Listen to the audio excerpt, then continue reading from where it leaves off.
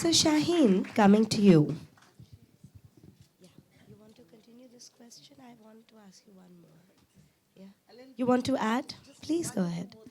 What Anchal very beautifully put out is we need to provide, like we just spoke about, a safe environment for our children, because the core place for the child is home. When they come home, they don't want to be judged. Can we provide them a non-judgmental space where you accept the kid the way the child is and help them to face the challenges? Arushi was talking about resilience. Where do they begin to see resilience happen? Their own parents. We are the role models who have to be present there to actually show them that we are fighting our own battles, and so you will also do that. Allow codependence, yet encourage independence. Rightly said by her, do not always keep on shadowing your kid. You're there to make the child feel okay with all the kind of feelings your kid comes with. So talk about feelings. Many a times we don't talk to our kids about how are you feeling today. What are you doing? What are your studies? That's what I changed as a therapist in my parents who came to me. That start feeling with your children. Teach them how to feel and change the feeling to better feeling. And when they can do that, life changes. Yeah. Thank you so much for that.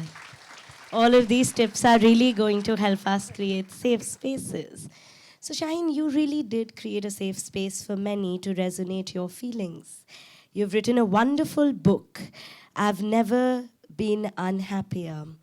It's also interesting how your book shattered the misconception that everybody who comes from a background which comes with certain privileges is always happy and living a fulfilled life. So what really prompted you to speak about depression as a whole and your life having to live through and with depression?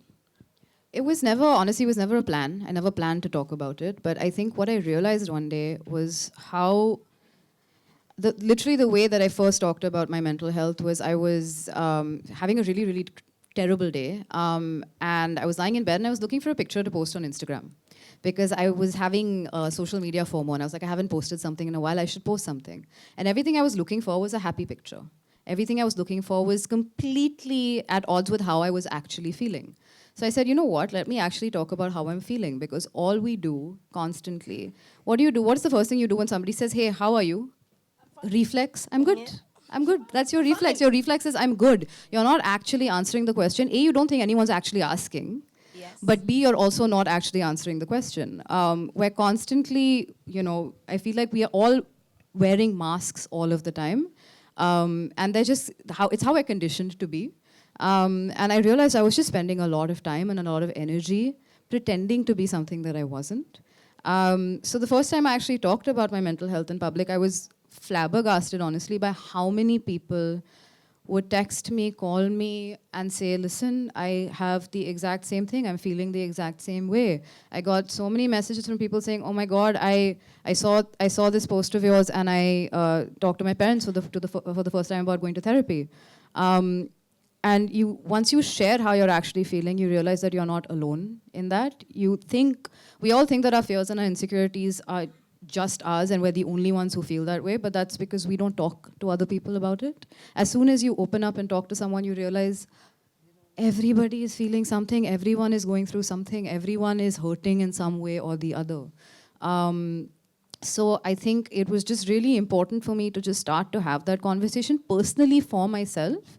And it was partially a selfish thing. I wanted to stop hiding. I wanted to stop expending energy on pretending to be something that I wasn't. Because once I stopped doing that, I could actually focus on how I was feeling. So when somebody says, hey, how are you now? I say, not so good. I'm not. It's okay. I didn't sleep very well last night. I'm not doing very well. And not everyone can really deal with that.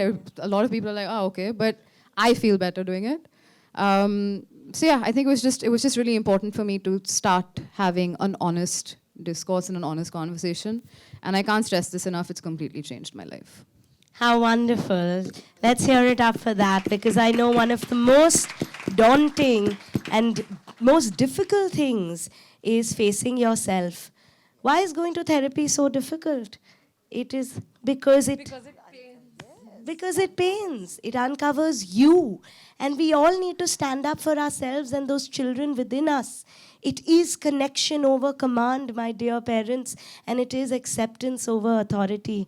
Because सच तो ये है कि ये सिर्फ marks है, life का benchmark नहीं.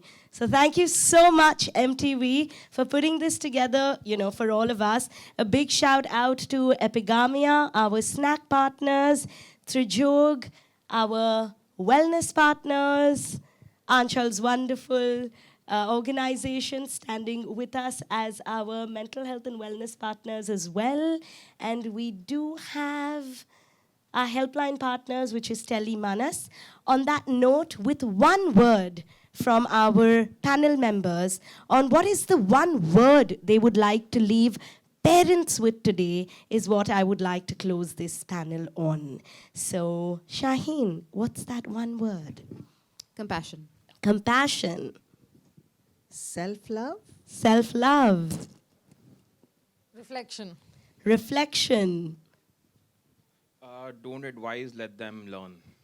Learning. That's so beautiful. So, on that note of compassion, self love, reflection, and learning, we all are going to come together and be one and do our part for not only our children, but more importantly, even ourselves. Thank you so much. I am Arushi Sethi Shah, your host, Dost, your mental health advocate, and right here with you all in Skin and Spirit today. Thank you so much for having us.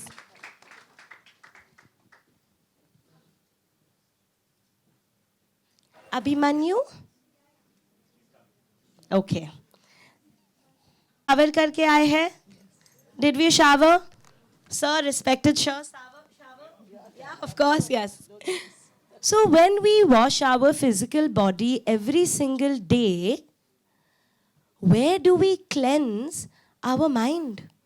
हमारे mind को हम स्नान कहाँ पे देते हैं? Where do we? And we, as the youth of today, and the parents of today need to encourage ourselves and our students to start showering their mind. And that is what mental health care, therapy, learning about yourself really, really is. So I would encourage all our parents today to walk with the four cornerstones and also become champions of mental health. Because when you look inwards, the world automatically changes and the world outside you becomes more beautiful and one that you can walk with, ignite hope in, and change. Thank you so much. Abhimanyu, over to you.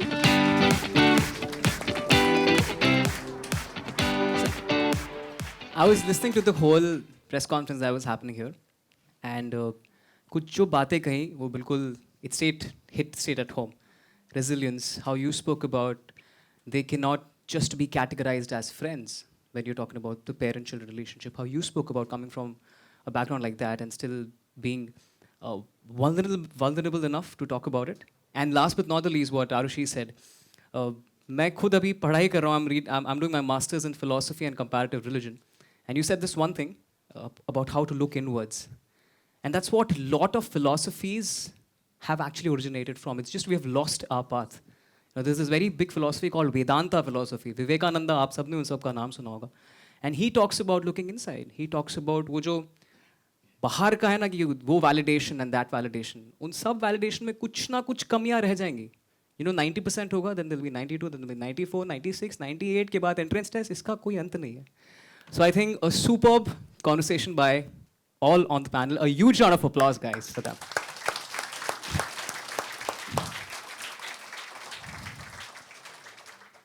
Carrying forward with the event, now we'll be having some questions from the parents. I'm sure, मैं बोल रहा था ना, आप सबको लग रहा होगा, all those daunting questions you can ask the panelists, and we can also have the media interaction. That was Mike. Whoever has a question can raise their hand and ask the experts. We have one already there.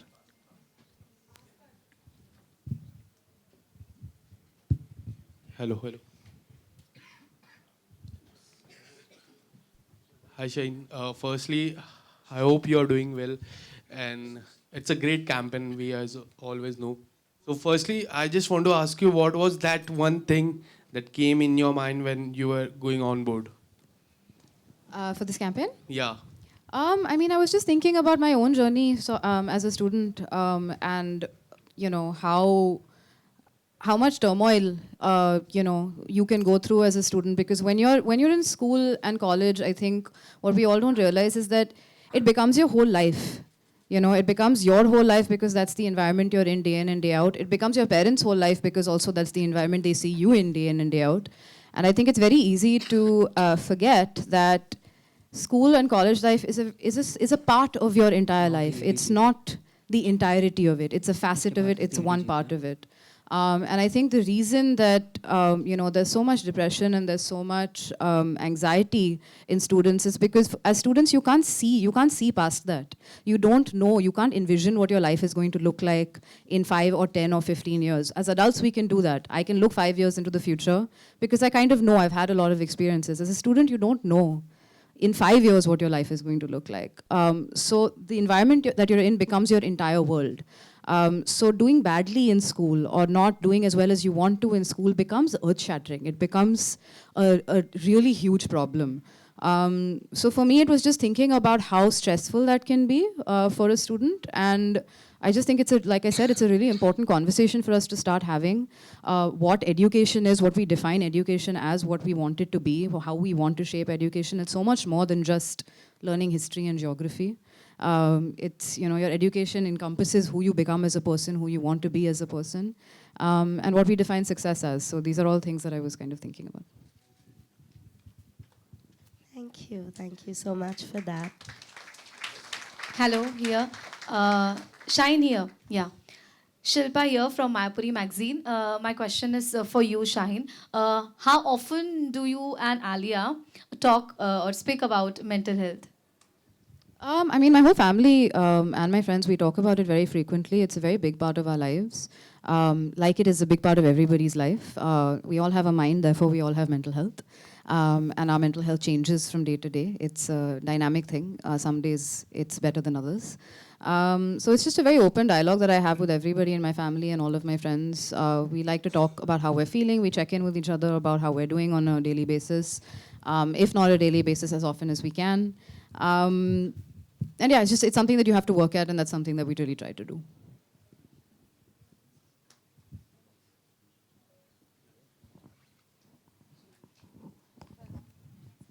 I think somebody at the back, in the pink, in the fawn.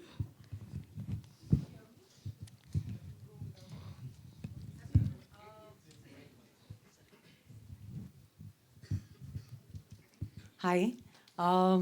Thanks to all of you, and this is a very interesting and I think relevant topic to discuss. But I'm one of those parents who tell my children just pass so that you don't have to repeat the exams. But the fact of the matter is that unless we change the system, I mean, it's good to talk to the parents, but we are responding to the education system where the cutoffs are 95, 99.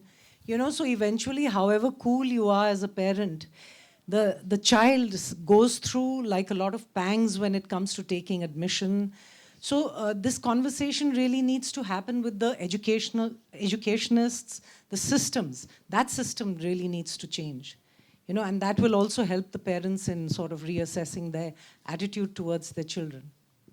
Absolutely. I think that's very beautifully said.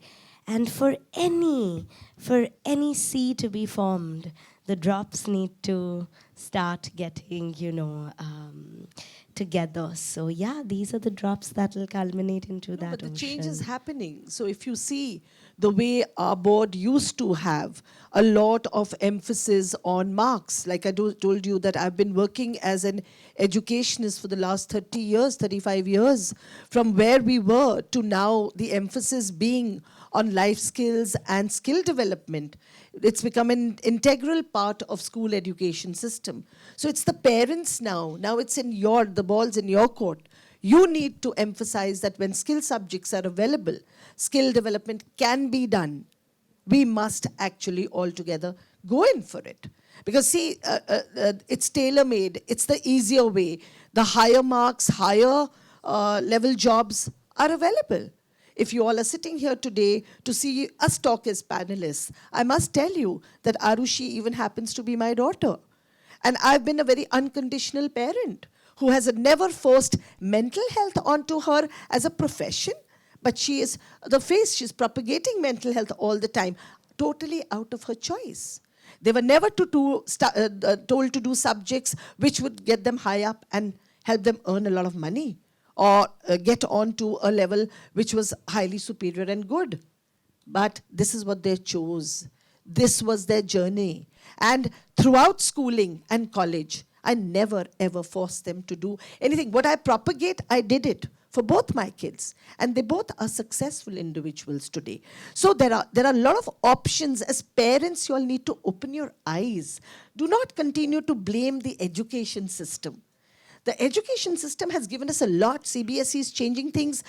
CI is there, IB is there. A lot of courses are there now. So more variety, lot of availability. The choice is yours along with your kid. Sit and choose the right thing, right? Hello. Of course, go ahead, Ansha. So, just a line for the previous thing. So, we're talking about changing education systems, right? But who actually makes systems? It's if we teach our kids in the right way and parent them in this way where marks don't matter, hopefully some of our kids will be making the education system and changing that bar of marks. But obviously any change like that has lasted for many years will take time. And this is just one tier of it.